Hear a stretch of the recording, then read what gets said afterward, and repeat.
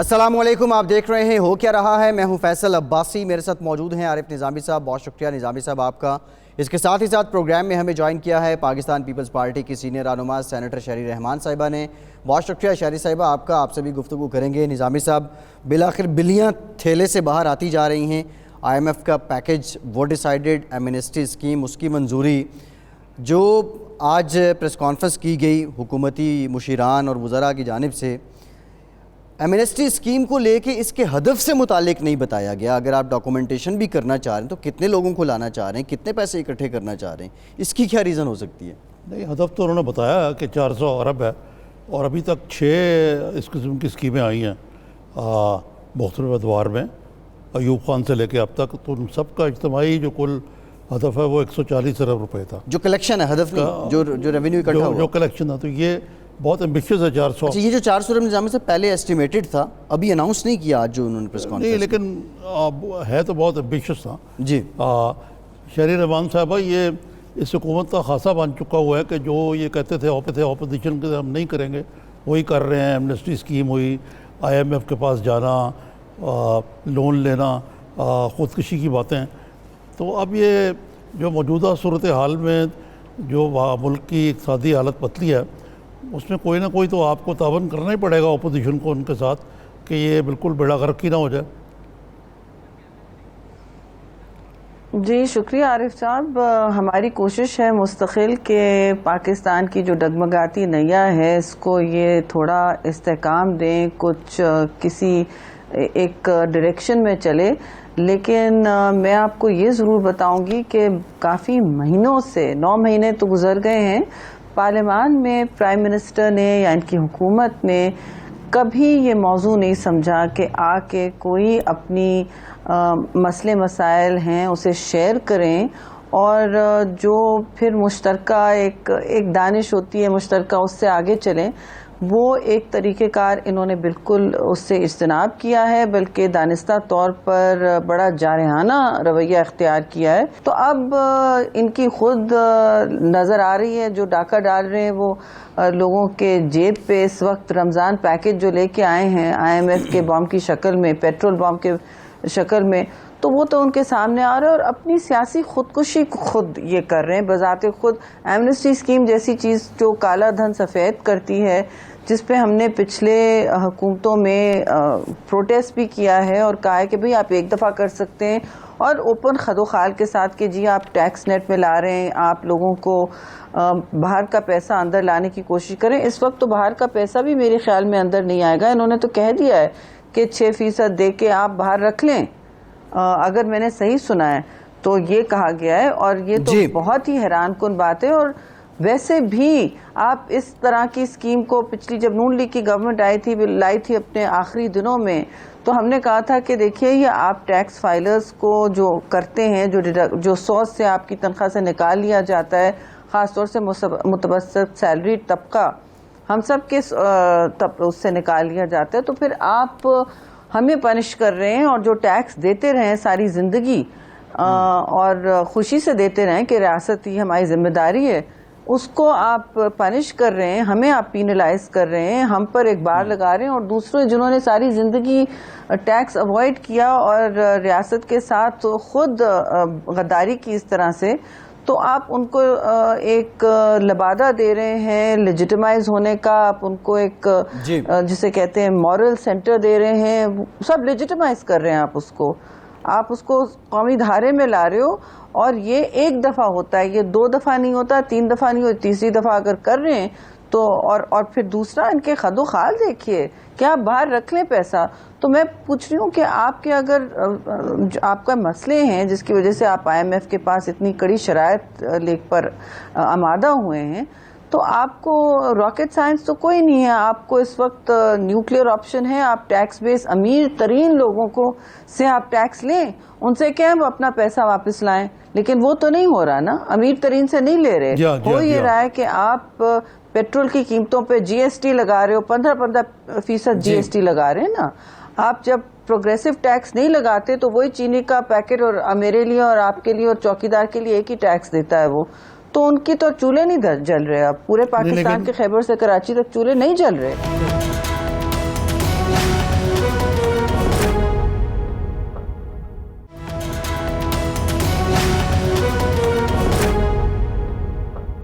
میں حفیظ شیخ صاحب کو سن رہا تھا کہ جی غریب آدمی کا اس IMF پیکج سے اور بجٹ سے کوئی فرق نہیں پڑے گا، ہم نے تو اتنی 300 یونٹ سے تک جو استعمال کرتا ہے اس کو سبسڈی دے رہے ہیں 216 ارب کی.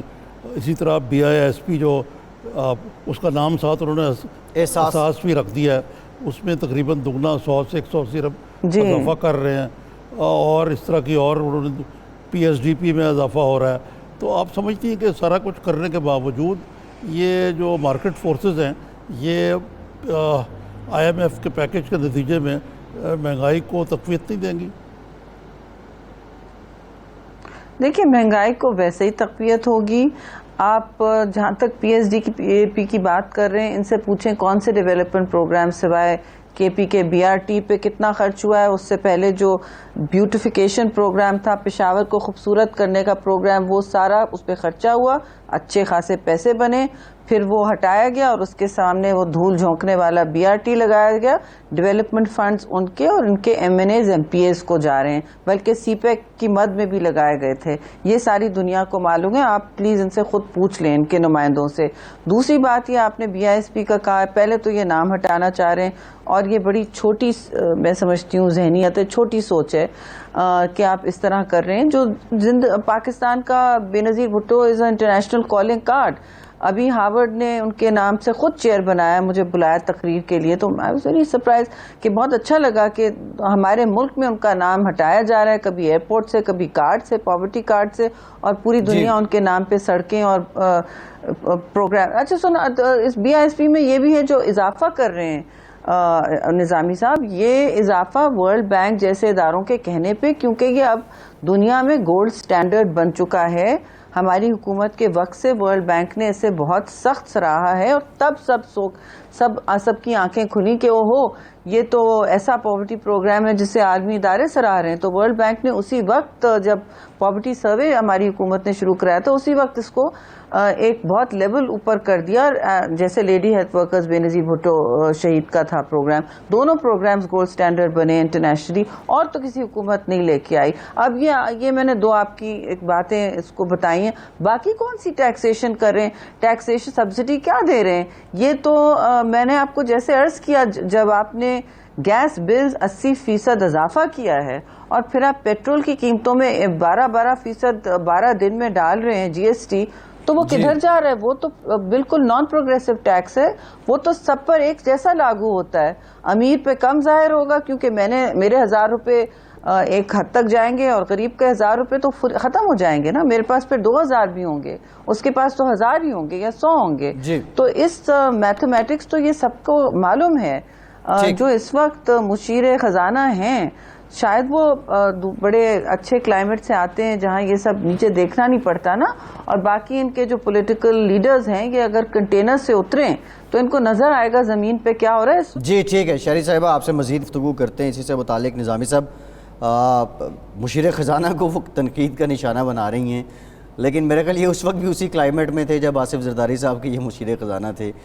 دوسرا، جو ایمنسٹی اسکیمز ہیں ان کو لے کر انہوں نے بارہا کہا کہ ایک بار ہو جاتا ہے. 1976 میں بھٹو صاحب کی ایمنسٹی، 2008 میں آصف زرداری صاحب کی ایمنسٹی.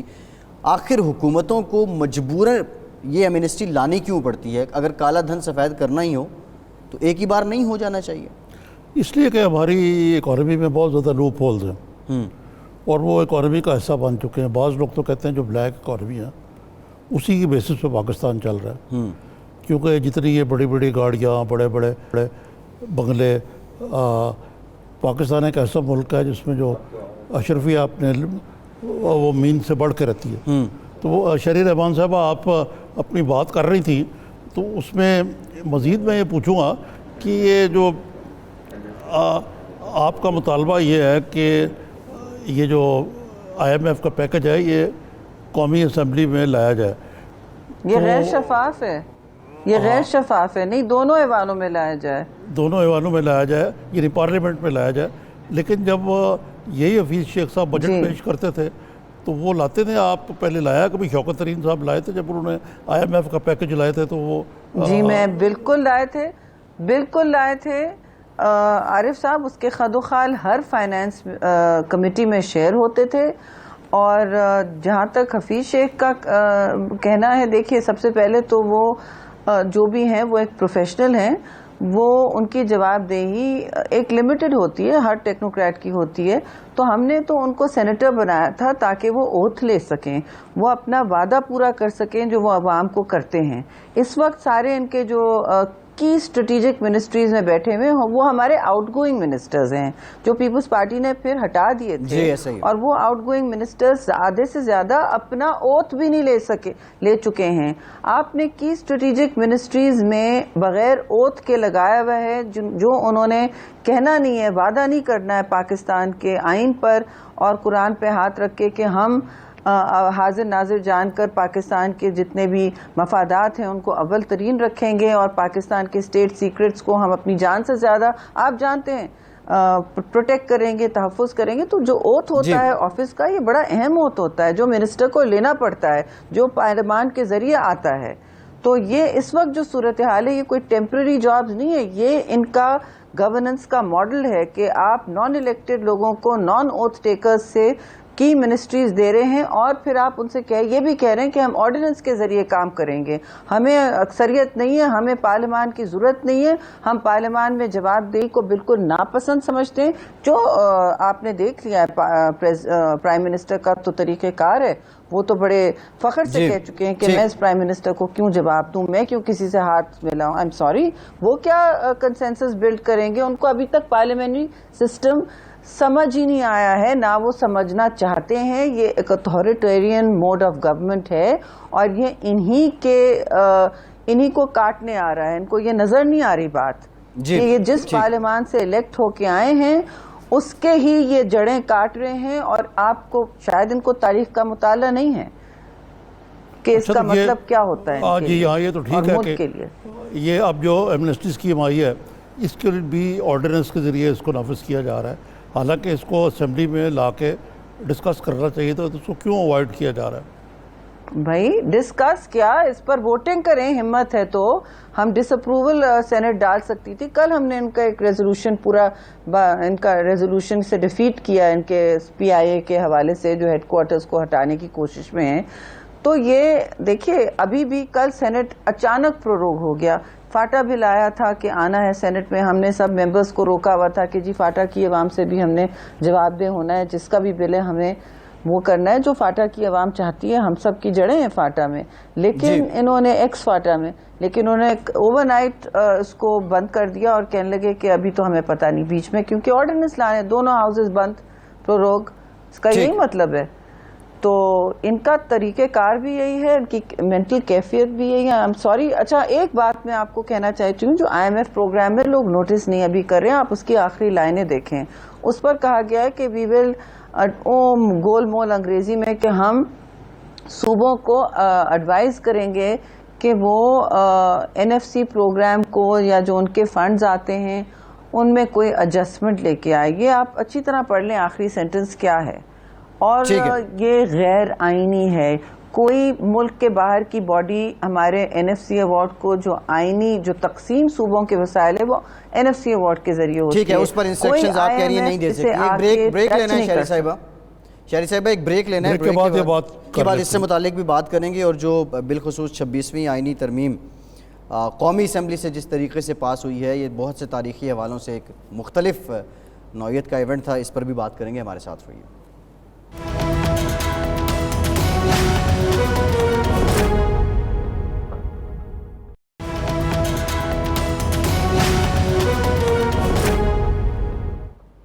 بریک کے بعد ایک بار پھر سے آپ کو خوش آمدید کہیں گے. شہری رحمان صاحبہ، 26ویں آئینی ترمیم قومی اسمبلی سے جس طریقے سے مکمل اتفاق رائے اس کی منظوری لی جاتی ہے، ویسے تو نظامی صاحب بھی بتائیں گے تاریخی حوالوں سے یہ بڑی مختلف ہے، لیکن یہ جو عوامی مسائل ہیں، ایمنسٹی کا معاملہ ہے، مہنگائی، غربت، بے روزگاری، اس پہ یہ اتفاق رائے کیوں نہیں ہو پاتا؟ دیکھیے میرا یہ کہنا تھا، آپ کو یاد ہوگا جب انیشلی جب اس وقت فاٹا تھا اور علاقہ تھا اور اس کے حوالے سے ہم اس کو ختم کرنا چاہ رہے تھے، اور ایک دیرینہ مطالبہ رہا ہے وہاں کے لوگوں کا جنہوں نے بڑی دقتوں کا سامنا کیا، ہارڈ شپس کو فیس کیا، فرنٹ لائن رہے ہیں جنگوں میں، اور ان کے علاقوں کا حال سب کے سامنے ہے. ڈسلوکیٹڈ لوگ سارے ملک کے وہیں ہیں. تو ایک بہت ہی مظلومیت کی کیفیت ہے اکراس دا بورڈ. اور یہ بالکل ہم نے طے کیا تھا کہ مجھے یاد بھی ہے کہ ہم نے بڑا کام کیا کہ یہ بلز پاس ہوں جیسے بھی ہو, اب یہ بلز پاس ہوں. یہ پچھلی حکومت میں تھا تو ہم سب نے مل جل کے وہ بل پاس کیا تھا, کیونکہ ہم سب کا منشور میں بھی وعدہ ہے کہ پہلا ہمارا وعدہ فاٹا کی عوام سے ہونا چاہیے کہ کوئی علاقہ پاکستان میں غیر نہ ہو. اور مجھے یاد ہے میں اس وقت لیڈر آف اپوزیشن تھی, میں نے یہ تقریر میں بھی کہا تھا آج کے بعد کوئی بے تاج بادشاہ اور اس کا جو پولیٹیکل سسٹم ہے, پولیٹیکل ایجنٹ کا, یہ ساری باتیں یہ تک ختم ہونی ہے. اور ہمارے ملک کا جو ایک عدالتی نظام ہے, high courts, district courts, superior courts, یہ سب وہاں نافذ ہونا چاہیے. عدالت پہلی بنیاد ہوتی ہے ریاستی کسی بھی تحفظ کا, تو یہ آنا ضروری تھا. اور یہ پروسیس جو تھا کہ ان کے پھر الیکشن ہوں گے اور وہ ایک صوبے میں ضم ہو جائیں گے, ظاہر ہے ان کی پھر مطالبہ تھا کہ ان کی سیٹیں بڑھیں. یہ ساری باتیں ایک پروسیس, ایک عمل کا حصہ ہیں جو کافی سالوں سے یہ ڈسکشن چل رہی تھی, اور یہ وقت اور تاریخ کا تقاضا بھی ہے کہ یہ ہونا تھا. اب یہ سوال بالکل اٹھتا ہے کہ کس طرح ہوا, اور شاید پروونشل سیٹیں زیادہ کم کی ڈسکشن الگ ہو سکتا ہے. آئین اور قانون تو ترمیم ہوتے رہتے ہیں, مگر اس میں اگر ساری پارٹیز کی, فاٹا پارٹیز کی جو گروپس ہیں, ہمارے بھی میٹنگ ہوئی تھی اس پر کوئی 2 ہفتے پہلے, ہماری ساری فاٹا کی تنظیمیں, کے پی کی تنظیمیں سب آئی ہوئی تھیں, ان سے ڈسکشن ہوا سینٹرل تنظیم کا یہاں بیٹھ کے اسلام آباد میں کہ آپ لوگ کیا چاہتے ہیں. تو انہوں نے کہا اس سے تو آپ لوگ پیچھے بالکل نہیں ہٹ سکتے, ہمارا ہونا ہے سب کچھ ایز پرومسڈ. اور بہت سارے لوگوں کو اس میں خد و خال میں, ان کی شاید سیٹوں کی نمبروں میں یہ اس سے چیزیں نکل سکتی ہیں, آبجیکشنز ہو سکتے ہیں, لیکن ان پرنسپل جسے کہتے ہیں, ہم اس طرح کے بل کے راستے میں مشکل تھا کھڑے ہونا, کیونکہ یہ ایک ہمارے اپنے لوگ جو گراس روٹس میں موجود ہیں ان کا مطالبہ ہے, اور اور ہر پارٹی میں موجود ہے نا, یہ تو اکراس دا بورڈ ہے. شہری صاحبہ آپ نے بھی بات کی, لیکن میں آپ کو ایک بات ضرور بتا دوں جو لوگوں کو, ایک بات میں آپ کو ایڈ کر دوں کہ لوگوں کو یہ نہیں معلوم کہ یہ اس کا ایک لا بننا, اس کا ایک قانون بننا, ابھی تک اس میں بہت بڑے مراحل باقی ہیں. وہ یہ ہیں کہ آج مثلا سینٹ میں یہ آنا تھا, لے ہونا تھا, یہاں سے کمیٹی جاتا 4-5 دن میں, میکسیمم 1 ہفتے میں وہ کمیٹی سے آتا. ہماری توقع تھی کہ ہم واپس آئیں گے اس بل پاس کرنے. ہمارا ہاؤس راتوں رات پروروگ ہو گیا, ہمیں ہاؤس بزنس میں کل بلا کے کہا کہ نہیں جی ہم نہیں کر رہے, تو مطلب ہاؤس نہیں چل رہا. تو میں نے کہا یہ بل کیسے پاس ہوگا, تو کہنے کہ نہیں تو پھر اب جب جون میں ہم ملیں گے, جب بجٹ لے ہوگا تب. اس کا مطلب بیچ میں آرڈیننس پاس کرنا چاہ رہے ہیں. ٹھیک ہے, تو فاٹا بل بھی ترجیح نہیں رہی ان کی, وہ ابھی تک بل ہے, وہ پہلے سینٹ میں لے ہوگا, پھر وہاں سے کمیٹی جائے گا, اگر ڈس اپروول نہیں ہوئی تو پھر تیسرے مراحل میں ووٹنگ کے لیے آئے گا, پھر اگر ڈس اپروول نہیں ہوئی تو پھر پریزیڈنٹ کے پاس سائننگ کے لیے قانون بنے جائے گا. آپ نے ابھی ذکر کیا کہ آئی ایم ایف کا جو اسمال پرنٹ ہے آخر میں این ایف سی کے حوالے سے بلا واسطہ طور پہ, یہ این ایف سی جو ہے یہ اتنا بڑا ایک ریڈ ریگ ٹو دا بل کیوں بن گیا اس حکومت کے لیے کہ ایک باقاعدہ ایجنڈا ہے کہ اس کو ختم کرنا ہے, اور 18th امینڈمنٹ سے بھی کوئی الرجی ہے. تو یہ کل شوکت ترین صاحب ہمارے پروگرام میں تھے, ان کے دور میں ہی یہ آیا تھا, وہ تو بڑا اس کو ڈیفینڈ کر رہے تھے. وہ کہہ رہے تھے کہ اس میں 18th امینڈمنٹ میں کوئی خرابی نہیں ہے, خرابی اس چیز میں ہے کہ اگر ہم نے اس کو ٹھیک طریقے سے امپلیمنٹ نہیں کیا تو یہ جو رول بیک کرنے کا معاملہ ہے.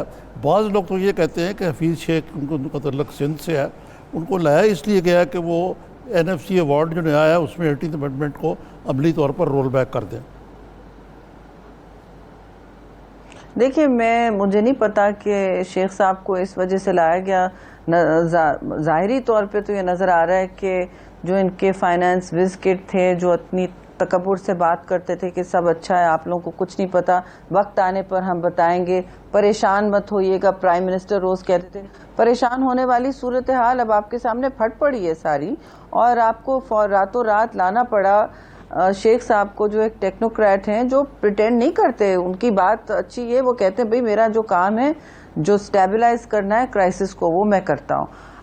یا میں ان کے تعلقات IMF سے ملٹی لیٹرل ایجنسی سے بہت اچھے ہیں تو وہ استعمال کیے جاتے ہیں اور کیوں نہ ہو. لیکن بات یہ ہے کہ جو ترین صاحب آپ نے ابھی کہا نا، شوکت ترین نے جو کہا، وہ ان کا جو تجربہ ہمارے ساتھ رہا تھا وہ ایک سیاسی ہونے لگا تھا، ان دا سینس کہ یوسف رضا گیلانی ان کے پرائم منسٹر تھے.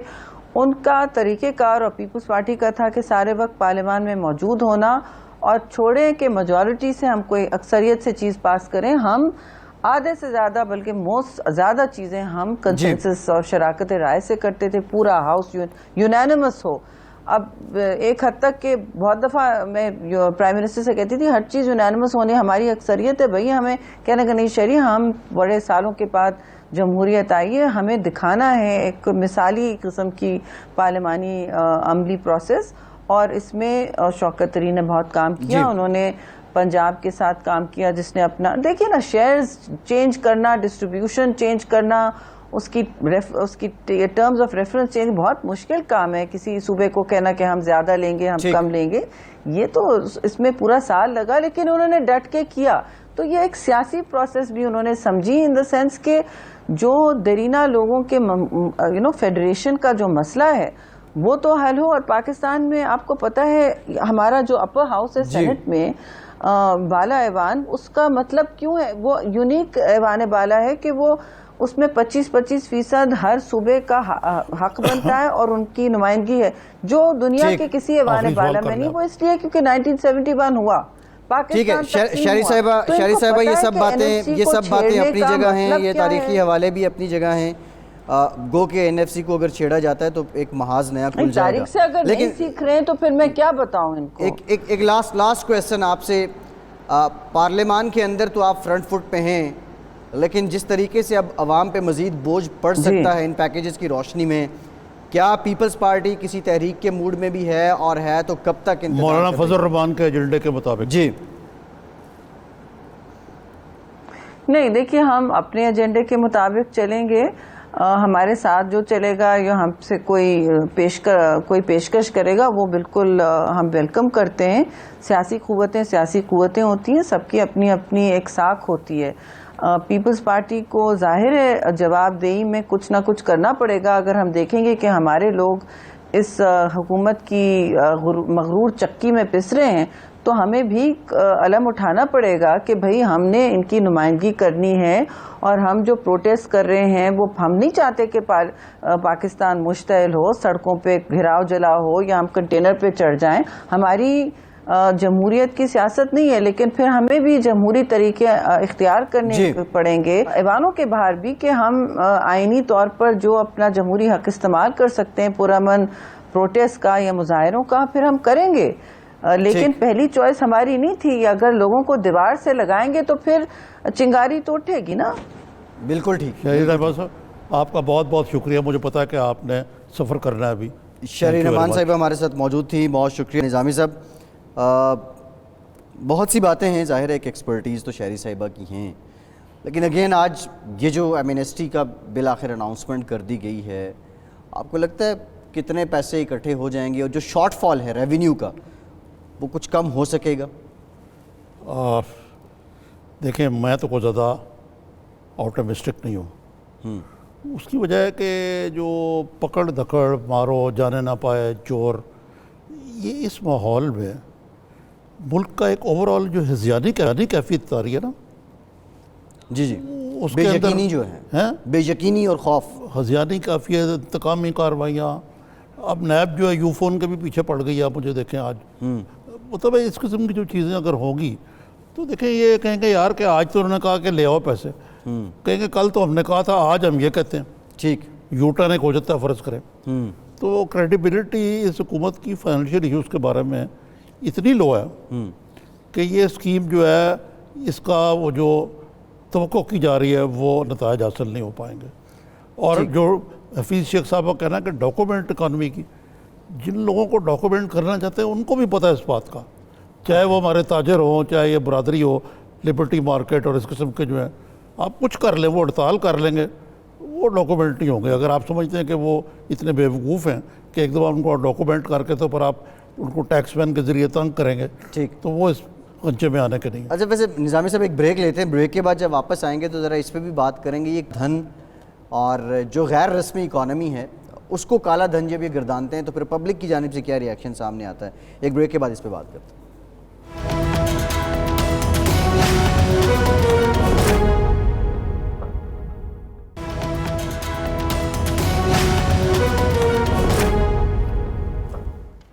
ब्रेक के बाद एक बार फिर से आपको खुशामदीद कहेंगे। निज़ामी साहब, तारीख़ी मिसाली आइनी तरमीम, 26वीं आइनी तरमीम, ये तो बता दें कि किस हवाले से तारीख़ी भी है, मिसाली भी है, और फिर ये बाकी मामलात में हमारे कानून साज सियासी जमातें इतनी मिसाली और तारीख़ साज क्यों नहीं हो जाती? देखिए, तारीख़ी मिसाली सिर्फ इस लिहाज से है, अभी शरीर रहमान साहब ने बताया कि हम हर काम कंसेंसस से करते थे, तो ये पहले माजी में होता रहा है। यूसुफ गिलानी साहब रोज़ पार्लियामेंट में आते थे और बड़ी उनकी पर आप इख्तलाफ कर सकते हैं उनकी राय से या उनके तरीक़ेकार से या उनकी कारकर्दगी से, लेकिन इस मामले में पीपल्स पार्टी ने कंसेंसस बिल्डिंग में देखें ना, ये जो सारी NFC अवार्ड या 18th अमेंडमेंट, ये 20th अमेंडमेंट, 21st वगैरह, ये सारा कंसेंसस से हुआ। तो यहाँ इसको इसलिए बड़ा तारीख़ी कहा जा रहा है कि इस हुकूमत के 9 माह में का एक तुर्रा इम्तियाज़ ही लैक ऑफ कंसेंसस है। और ये पहली तरमीम जो है वो उस पर कंसेंसस और फिर उसको मंजूर किया गया। हाँ, लेकिन वो कहते हैं ना कि अंग्रेज़ी में कहते हैं one swallow does not make a spring, यानी एक कबाबील के आने से ये मतलब नहीं कि बहार जो है वो आ गई है। तो ये ना समझे आप कि मामला ठीक हो गए हैं और अपोजिशन और हुकूमत एक पेज पे हो गए। जो PTI का जो एक तर्ज तकल्लम, जो उनका एक आइडियोलॉजी है, उसमें तो फ़र्क नहीं आया। हवा का कोई ताज़ा झोंका तो आया ना निज़ामी साहब, बहार भले नहीं आई, लेकिन उसका भी आपने देखा ना कि वो आज ऑर्डिनेंस लाने की खातर सेनेट को प्रोवोक कर दिया गया। अच्छा, ये बड़ा अजीब सा सिलसिला है। आप एमनेस्टी ले आए हैं, अगर आप कंसेंसस बिल्ड कर लें उसके बाद पार्लियामेंट को एतमाद में ले लें, आपके कॉन्फिडेंस बढ़ जाता है। ऑर्डिनेंस की गेम तो निज़ामी साहब हमेशा इस पर मोस्टली नापसंदी किया जाता है ऑर्डिनेंस के सिलसिलों को। देखिए, मैं एक बात बताऊँ आपको, पाकिस्तान में जब से नाम नहाद पार्लियामेंट्री सिस्टम, इसलिए कहता हूँ कि पार्लियामेंट्री सिस्टम रहा नहीं। ज़िया-उल हक ने 58(2)B लेके आया। सबसे पहले तो ज़िया-उल हक ने एक इलेक्टेड प्राइम मिनिस्टर को जुडिशल मर्डर के ज़रिए ख़त्म कर दिया, ठीक है, भुट्टो साहब को। उसके बाद जब वो अपना जो पसंदीदा वज़ीर आज़म था मोहम्मद ख़ान जुनेजो, एक पार्टी लेस सिस्टम के, जी इस्लाम के अंदर पार्टी नहीं होती, वो बर्दाश्त नहीं हुआ, उसको डिसमिस कर दिया। ठीक है जी। फिर वो जाते जाते एक आर्टिकल 58(2)B छोड़ गया और ग़ुलाम हुसैन साख जो हैं वो भी ज़िया-उल हक सानी की तरह इलेक्टेड गवर्नमेंट्स को डिसमिस करते रहे। इख्तियार मिल गया तो पार्लियामेंट को वो उसकी सुज़रेनिटी नहीं मिली, यानी इख्तियारात का मंबा जैसे होना चाहिए वो नहीं बन पाई। और वो सिर्फ पिछले 10 सालों में किसी हद तक पीपल्स पार्टी के दौर में ख़ास तौर पे पार्लियामेंट के तौर पे आई, ताकत के तौर पे। उसके बाद ये मियाँ नवाज शरीफ भी बहुत कम आते थे पार्लियामेंट में, लेकिन फिर भी पार्लियामेंट को एम्पावर किया वो था। समझने की बात यह है कि पार्लियामेंट ही एक हुकूमत की स्टेबिलिटी की बुनियाद हो सकती है। इमरान खान साहब अगर समझते हैं कि वो इस्टेब्लिशमेंट से तल्लुकात अच्छे बना के, वो इस्टेब्लिशमेंट से बाहर क्रिकेट का हवाला दे के और अस्पताल बना के हुक्मरानी कर सकते, तो नहीं। असल कल वाली बात से ये साबित हुआ है कि मंबा जो है अख्तियारात का वो पार्लियामेंट है और सपोर्ट का और जमहूरियत का। भाई भुट्टो, ये नवाज शरीफ साहब की गवर्नमेंट थी, ठीक, ये खान साहब ने 6 महीने उन्होंने जोर लगा लिया, कंटेनर पे खड़े हो गए, एक तारीख चलाई, वो बाल भीखा नहीं कर सके। नहीं, बाल तो भीखा हो गया था निज़ामी साहब, लेकिन पीपल्स पार्टी ने रेस्क्यू किया था उस वक्त। मैं यही आने घबरा गए थे ना नून लीग, क्यों नहीं कर सके? ऑपोजिशन ने साथ दिया था। मैं आपको अर्ज करूँ, इसलिए नहीं कि तीसरी एम्पायर ने उंगली नहीं उठाई थी, इसलिए कि जरदारी साहब जो हैं पीपल्स पार्टी और PMLN सुप्रीमेसी ऑफ पार्लियामेंट और डेमोक्रेसी के लिए इकट्ठे हो गए थे। नहीं तो थर्ड एम्पायर और not third umpire Mian Nawaz Sharif کی چھٹی ہوئی تھی. آپ درست کہہ رہے ہیں کہ اپوزیشن نے حکومت کو سہارا دیا. جی اب آج بھی صورتحال یہ ہے کہ اگر خان صاحب کو بالآخر جہاں سے وہ الیکٹ ہوئے اس کو عزت دیں گے, اس کو آگے لے کے چلیں گے, کنسنسس بلڈنگ کریں گے, اپوزیشن کو آن بورڈ لیں گے, تو یہ جمہوریت چلے گی. اب 3-4 ایشوز ہیں جن پہ بڑی ضروری ہے ٹھیک کنسنسس بلڈنگ کی. ٹھیک. اب ایک طرف کہا جاتا ہے کہ جی یہ جمہوریت خطرے میں نعرہ لگاتے ہیں اپوزیشن. اب اپوزیشن کی طرف سے یہ پیشکش جو ہے کہ ایک COD چارٹر آف اکانومی ہونا چاہیے, COD کی COE ہونا چاہیے. یعنی اکانومی کے بنیادی جزیات جو ہیں اس پہ بیٹھ کے اپوزیشن سے بات کریں. دوسری ایک اور چیز ہے کہ جو ٹیررزم کے خلاف اور اس FATF اور جو دوسری چیزیں چل رہی ہیں اس پہ کنسنسس کریں. اب دیکھیں بہت ضروری ہے. دیکھیں نا, اب یہ ٹیررزم کا جو مسئلہ ہے یہ دوبارہ یہ جو ایک لہر زخمی نے سر اٹھایا ہے. سانپ جو ہے دوبارہ پھنکارنا شروع ہو گیا. بڑا سیریس تھا داتا دربار والا ایشو, جی بالکل, جس میں 14 افراد شہید ہوئے. گوادر والا ایشو. گوادر تباہ ہو گیا ووٹ. جی ہے جی, چلیں ہماری فورسز کی بہادری سے وہاں کوئی جانی نقصان اتنا نہیں ہوا, لیکن سمبولکلی اسپیکنگ اس کو سمجھے. اور کوئٹہ میں کل پھر ایک واقعہ ہوا ہے. جی یعنی 3 دن میں 2 واقعات ہوئے. جی. اور کراچی کا بھی معاملات جو ہیں ان کو اگر سنبھالا نہ دیا گیا تو یہ آؤٹ آف پھر ہینڈ سے گڑبڑ ہو سکتی ہے. تو اس کا مقصد ہے کہ اگر آپ کو تھوڑی سی جس طریقے سے آپ پہلے کام کرتے رہے ہیں, حکومت اور اپوزیشن مل کے, انہوں نے ایک ڈھانچہ بنایا تھا جس کے ذریعے اور ہماری فوج بھی ساتھ تھی, اور فوج کی قربانیوں کی وجہ سے اور پولیس کی قربانی کی وجہ سے, عام شہروں کی قربانی کی وجہ سے آج ہمیں کوئی نسبتاً امن ہوا ہے. یہ بھی ڈسٹرائے ہو سکتا ہے. بالکل ٹھیک ہے نظامی صاحب. کنسنسس کی بہت سی مثالیں, نیشنل ایکشن پلان کو ہم دیکھ لیں, یہ نیشنل ایکشن پلان یہ پہ ہے, NFC تھا, پھر اور بڑی چیزیں تھیں جس کا فائدہ ڈائریکٹلی عوام کو پہنچا ہے. اور اگر دیکھنا کوئی صحیفہ اسوانی نہیں ہے, جی 80th امینڈمنٹ اور نیشنل جو فائنانس ایوارڈ ہے, یہ بھی اس پہ بھی بیٹھ کے کنسنسس سے کوئی بات ہو سکتی ہے. بالکل کہ اس کو ٹویک کریں یار, بہتر کرنا ہے تو بہتر کریں. بالکل ٹھیک ہے نظامی صاحب. آج آصف زرداری صاحب کو لے کر ایک رپورٹ عدالت میں جمع کروائی گئی ہے نیب کی جانب سے, جس میں کچھ تفصیلات بتائی گئی ہیں کہ 5 انکوائریز ہیں ان کے خلاف, 3 انویسٹیگیشنز جاری ہیں, پھر اسی طرح ریفرنسز ہیں. آصف زرداری صاحب آپ کو پتہ ہے گو کہ وہ اس وقت مشکل میں ہیں, لیکن ایک انہوں نے بیان دیا ہے کہ بدقسمتی سے حکومت کی تمام توجہ سیاسی انتقام پر ہے. حکومت کا یہ کہنا ہے کہ کارروائیاں اداروں کی ہیں, سیاسی انتقام. آپ کیا یہ جسٹ کرٹیسزم ہے یا اس میں حقیقت بھی ہے کچھ؟ اس میں کچھ تو حقیقت بھی ہے, کیونکہ جو یہ تو اگر نیب کا ادارہ اتنا پرفیکٹ ہوتا تو فروغ نسیم صاحب قومی اسمبلی کے اندر اس پہ ترمیم کرنے کے لیے کنسنسس بلڈنگ نہ کر رہے ہوتے. ٹھیک ہے, تو اس میں انتقامی دیکھیں انصاف وہ ہوتا ہے جو ہو بھی اور ہوتا ہوا نظر بھی ہے. یہاں معاملہ جو ہے ذرا مختلف ہے. ایک پرابلم یہ ہے کہ دیکھیں ہم سیکورٹی رسک بہت زیادہ لوگ ہیں نا ہمارے.